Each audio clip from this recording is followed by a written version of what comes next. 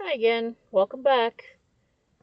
And one more time, we're taking a look at the Major Arcana cards of the Tarot deck and how they apply to some of the archetypal characters and situations on Degrassi, The Next Generation, which ran from, well, the full series ran from 2001 to 2015, 2014, I can't remember.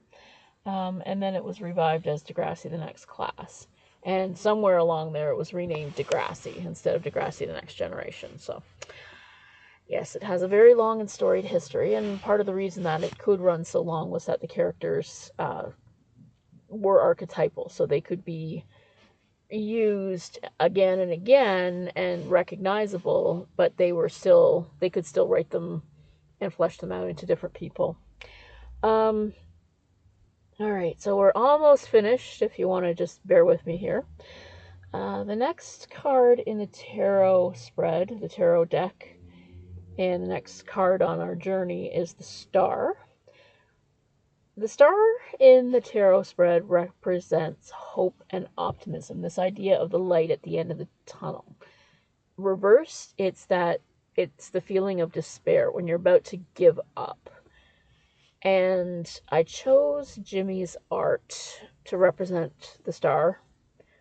He had spent most of a year searching for meaning, trying to go back to who he was before he was shot, trying to go back to the future that he had been looking forward to at the time, but he's a different person now.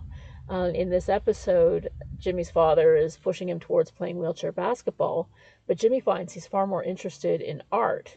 And it's not only therapy, but it's something that he can do for himself for the first time in a year. He doesn't have to have somebody helping him, pushing him, holding his hand. And his art just gives him this sense of peace and hope. And it brings him that light that he's been missing. The next card is the Moon, and that's a card about deception and lies. Now, I always felt that it was kind of a feminine coded card. It's darkness, it's mystery. There's an arc in season 5 when JT tries to make money dealing drugs, and eventually he does try to unalive himself. Now that could fit the theme of the card very well, but I found that Alex's story in season 6, when she finds out that her mother's boyfriend has been running up her mother's credit cards, and he hasn't been paying the rent, and they get an eviction notice, and she starts stripping to pay the rent, and she lies, and she lies about where the money's coming from. She lies to Paige about why she needs the money, starts doing that in the first place. And it's a very deceptive time. It's a very stressful time for her. And by the way, this storyline always really, really irritated me, because in Ontario, if in this situation in real life, you cannot be evicted until you have a hearing with the landlord tenant board. And what you do is you go to the hearing and you make an offer to the landlord to get caught up with the rent. And if you don't follow the court order, then the landlord can apply to evict you. But you can't get evicted until you've been to court. And also, if you run into trouble with your credit cards, you can make a consumer proposal and end up having to pay back like half of it. So, but I think that financial counseling and tenant court is way less interesting and way less dramatic than a teenager stripping to save money. So, yeah. My point being that they probably would have only ended up having to pay a couple $100 a month for a period of a few years until they got caught up. But yeah, real life is never as dramatic. So anyway, deception and lies and Alex's story were well represented by this card, the Moon. Okay, the next card is the Sun. This is one of my favorite cards. It's an absolutely joyful, optimistic card.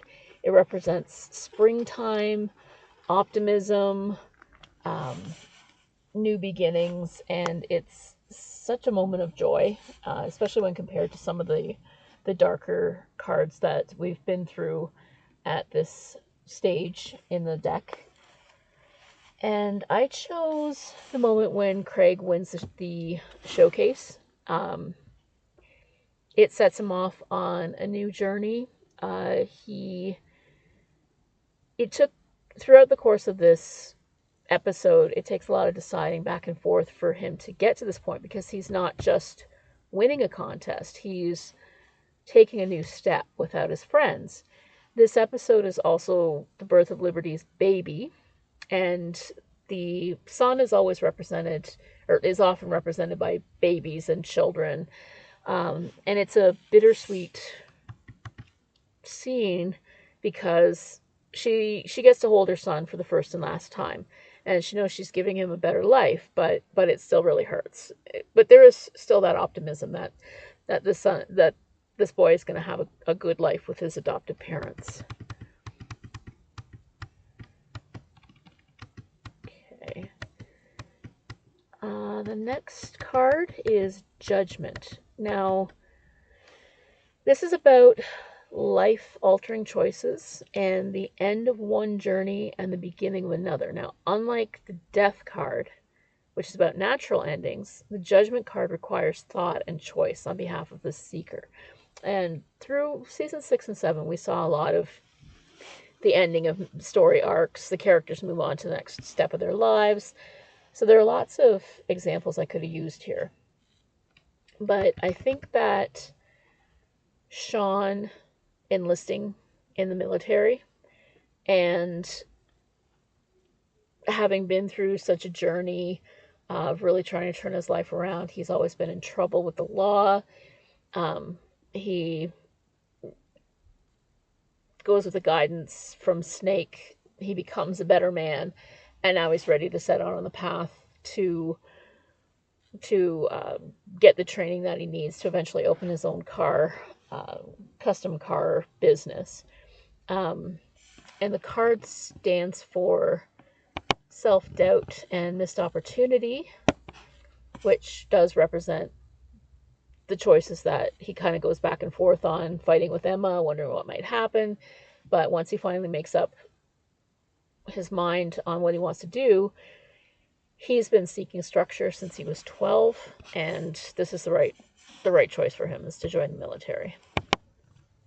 And finally, we come to the last card, which is the World. And the World represents, you've come to the end of your journey. Wonderful things are ahead of you. And literally, the world is at your fingertips. And I chose graduation for this. These are the same characters, plus Liberty, that we started the whole series with. Emma, as the Fool, has completed her journey with Degrassi, and they are all moving on to the next phase of their lives. They've been through so much together. They've come through it stronger and with a better bond, and here are these young people that are on their way to the next thing, and on the way to the rest of their lives. So the World is always a great card to get for graduation, and well represented by Degrassi's season 7 episode, where the ones that started the series in grade 7 have finally graduated. And and that is the end of my dive into the major arcana of the tarot, and I hope you enjoyed this journey and this look at tarot cards and the first 7 seasons of Degrassi and how they're represented within those the major arcana. Don't forget to like, share, and subscribe, and I hope you have bright blessings. And if you want me to do the minor arcana, let me know for sure, and I will start working on that. Or if there's any other TV shows you think might might be suitable for this, I try that. Have a great day.